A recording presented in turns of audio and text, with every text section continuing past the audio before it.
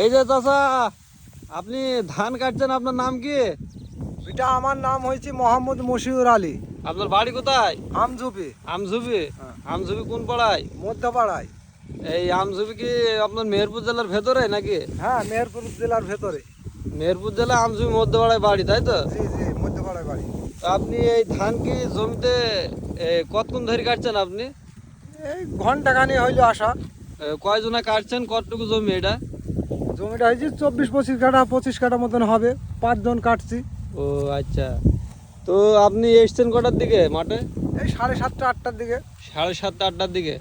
তো আপনার কতক্ষণ লাগতে পারে আপনার আনুমানিক আন্দাজে? বেলা 1টা পর্যন্ত লাগবে ধরো। 1টা পর্যন্ত?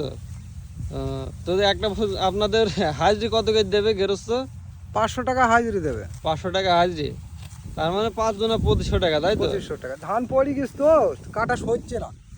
মানে ধান পড়ে গেছে, এই কারণে আপনাদের কাজটা দ্রুত মানে আগাইছে না আর কি, তাই তো? হ্যাঁ হ্যাঁ। আর সারা জীবন তো বৃষ্টি। হ্যাঁ, আর এই বৃষ্টির কারণে মানে আপনাদের এই কৃষকদের ক্ষতিটা হয়েছে বেশি, ক্ষতিটা হয়ে তাই না? গেছে, হ্যাঁ, ক্ষতিটা বেশি হয়ে গেছে। হ্যাঁ। তো আপনার এই ধান পড়ে গেলে একটু ধান কাটতে একটু দেরি হয়, তাই না দাদা? মেলা দেরি হয়। ধান পড়ে গেলে বিঘি ধরেন 4টি, এই 6টা 5টা করে মুনিশ নেয় হ্যাঁ। 1 বিঘি জমিতে। মনীষ যে কিনা আপনার 4টি লাগবে, সে কিনা আর 2টা বেশি আর নিতে 2টা হবে। বেশি দিতে হবে। আচ্ছা ঠিক আছে দাদা, তাহলে আপনি ভালো থাকেন। হ্যাঁ, আচ্ছা আপনার সাথে কথা বলি ভালো লাগলো। হ্যাঁ, আচ্ছা আজ তাহলে আমি গেলাম চাচা। আচ্ছা।